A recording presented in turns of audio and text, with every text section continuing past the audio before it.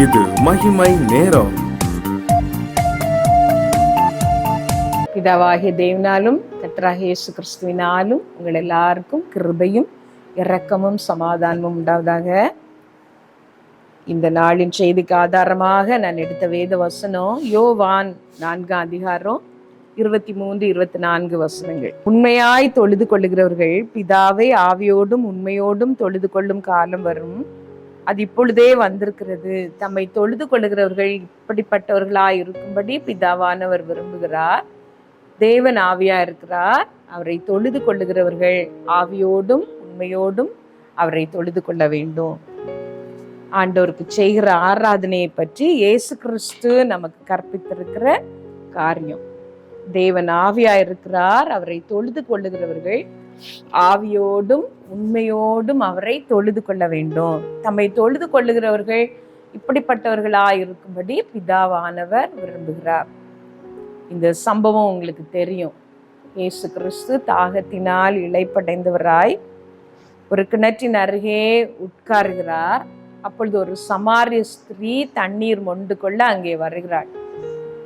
இயேசு அவளிடம் தாகத்துக்கு கேட்கிறார்.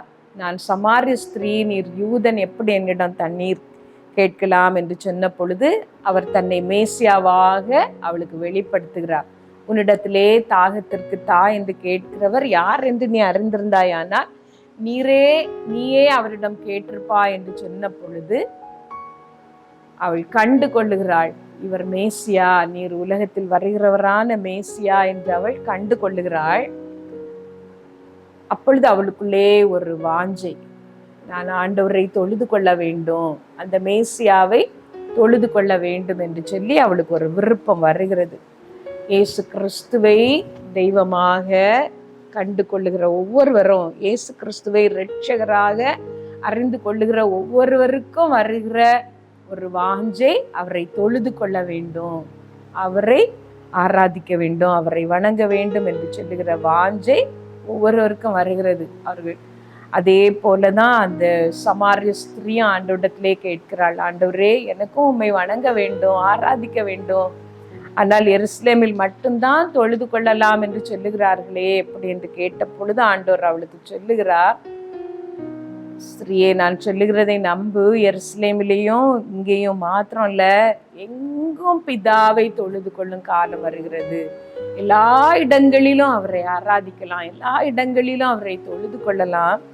பிதாவானவர் அதை விரும்புகிறார் என்று சொல்லி இயேசு கிறிஸ்து சொல்லுகிறார். ஆனால் அதற்கு ஒரு நிபந்தனை, தம்மை தொழுது கொள்ளுகிறவர்கள் இப்படி தொழுது கொள்ள வேண்டும் என்று பிதாவானவர் விரும்புகிறார் என்று சொல்லிவிட்டு ஆண்டவர் அவளுக்கு சொல்லுகிறார், தம்மை தொழுது கொள்ளுகிறவர்கள் ஆவியோடும் உண்மையோடும் அவரை தொழுது கொள்ள வேண்டும். ஆண்டவரை ஆராதிக்க விரும்புகிற உங்களிடத்திலே ஆண்டவர் எதிர்பார்க்கிற குணாதிசயங்கள், நீங்கள் ஆவியோடு அவரை தொழுது கொள்ள வேண்டும், உண்மையோடு அவரை தொழுது கொள்ள வேண்டும். இந்த ஆவியோடு தொழுது கொள்ள வேண்டும் என்பதற்கு நான் இப்படி விளக்கம் எடுத்தேன். ஆவி, நம்முடைய ஆவிதான் கர்த்தரோடு உறவாடும்.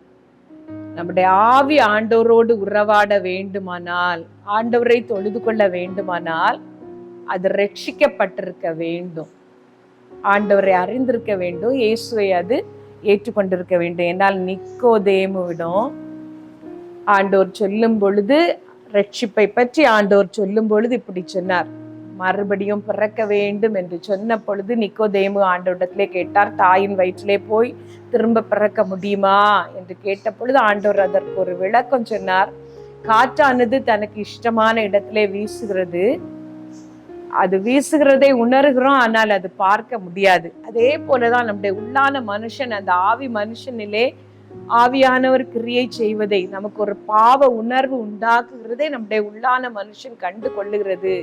நான் பாவிதான், ஆண்டவரே என்னை நீர் ரட்சியும் என்று நாம் கேட்கும் பொழுது அந்த மரித்து போய் கிடக்கிற, செத்து போய் கிடக்கிற அந்த உள்ளான மனுஷன் உயிர் அடைகிறது, அந்த மனுஷன் மறுபடியும் பிறக்கிறது, அதுதான் மறுபிறப்பு என்று சொல்லி ஆண்டவர் நிக்கோதேமுக்கு விளக்கம் கொடுத்தார். அதே போலதான் இந்த ஆவி மரித்த நிலையிலே இருக்கும் பொழுது பிதாவோடு உறவாட முடியாது. எப்பொழுது ஆவியானவருடைய அசைவாடுதலை அது உணர்ந்து பாவத்தை அவர் உணர்த்துவதை, கண்டித்து உணர்த்துவதை இந்த உள்ளான மனுஷன் உணர்ந்து ஏற்றுக்கொள்ளுகிறதோ, அவரை ஏற்றுக்கொள்ளுகிறதோ, பாவங்களை அவரிடம் அறிக்கையிட்டு அவருடைய பரிசுத்தத்தை வாஞ்சித்து அவருடைய இரத்தத்தினால் கழுவப்படுவதை ஏற்றுக்கொள்ளுகிறதோ, அப்பொழுது இந்த உள்ளான மனிதன் பலன் அடைகிறது.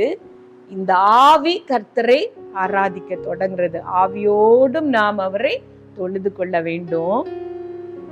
இன்னொன்று, பரிசுத்த ஆவியானவரை நாம் பெற்றுக்கொள்ளும் பொழுது நமக்கு ஆண்டவரை தொழுது கொள்ளுவது எளிதா இருக்கிறது. ஆவியோடு நாம் அவரை தொழுது கொள்ளுகிறோம். பரிசுத்த ஆவியானுடைய பலனோடு அவரை நாம் தொழுது கொள்ளுகிறோம். ஆவியோடும் நாம் அவரை தொழுது கொள்ள வேண்டும், உண்மையோடும் அவரை தொழுது கொள்ள வேண்டும். ஆண்டவரை ஆராதிக்கிற ஜனங்கள் உண்மை உள்ளவர்களாய் இருக்க அவர் விரும்புகிறார்.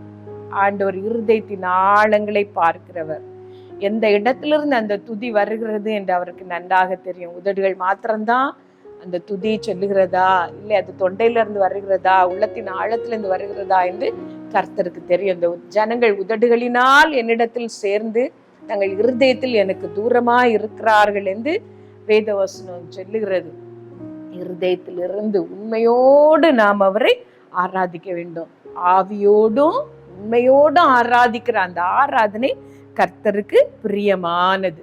இதை கேட்கிற நீங்கள் இந்த நாளிலே உங்களை ஆண்டவருடைய சமூகத்திலே ஒப்பு கொடுத்த, ஆண்டவரே, நான் ஆவியோடும் உண்மையோடும் உண்மை ஆராதிக்கும்படி பிதாவானவர் விரும்புகிற அந்த ஆராதனையை நான் செய்யும்படி என்னை நான் ஒப்பு கொடுக்கிறேன், எனக்கு உதவி செய்யும் என்று கேட்பீர்களா? இதுவரைக்கும் உங்கள் ஆவியானவரை நீங்கள் பெற்றுக்கொள்ளவில்லை என்று சொன்னால், ஆண்டவரே, அந்த பரிசுத்தாவின் அபிஷேகத்தை எனக்கு தாரும் என்று கேளுங்கள். இதுவரைக்கும் என்னுடைய உள்ளான மனுஷனிலே நான் ஆண்டவரை அறியவில்லை, நான் ரட்சிக்கப்படவில்லை, அவருடைய இரத்தத்தினாலே என்னுடைய பாவங்கள் போக கழுவப்பட நான் அவரிடம் கேட்கவில்லை என்று சொல்வீர்களானால், ஆண்டவரை, நான் ஆவியோடு உம்மை ஆராதிக்க விரும்புகிறேன். என்னுடைய ஆவியிலே அந்த மாறுதல் வரட்டும், அந்த கல்வாரின் திரு ரத்தம் என் மேல் விழட்டும், என்னை கழுவட்டும், நான் பாவிதான், என்னை பரிசுத்தமாக்கும் என்று ஆண்டவரிடத்திலே ஒப்பு கொடுத்து கேட்பீர்களா? அதே மாதிரி உண்மையாயிருக்க எனக்கு உதவி செய்யும் என்று கேளுங்கள். கள்ளத்தனமான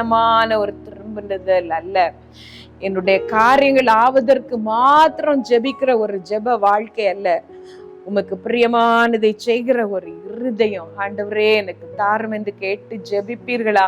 இதுவரைக்கும் அந்த ரட்சிப்பை பெறாதவர்கள், இயேசுவை ஏற்றுக்கொள்ளாதவர்கள், இந்த நாள் உங்களுக்கு ஒரு நல்ல நாள். அவருக்கு ஒரு தருணம் கொடுத்து, ஆண்டவரே என்னை கழுவும் என்று கேட்பீர்களா? எங்கள் நல்ல தகப்பனே, இந்த நல்ல வேலைக்காய் நாங்கள் ஸ்தோத்திரிக்கிறோம். நீர் எங்களுக்கு கற்று தந்தது போல ஆவியோடும் உண்மையோடும் உம்மை ஆராதிக்கிற கிருபை எங்கள் ஒவ்வொருவருக்கும் தாரும். எங்கள் உதடுகளின் கனியாகிய ஸ்தோத்திர பலியை எப்பொழுதும் உமக்கு செலுத்துகிற அந்த அபிஷேகத்தையும் அந்த அனுபவத்தை எங்கள் ஒவ்வொருவருக்கும் தாரும். எங்களை ஆசீர்வதியும். இயேசுவின் நாமத்துல ஜெபிக்கிறோம் பிதாவே, ஆமென்.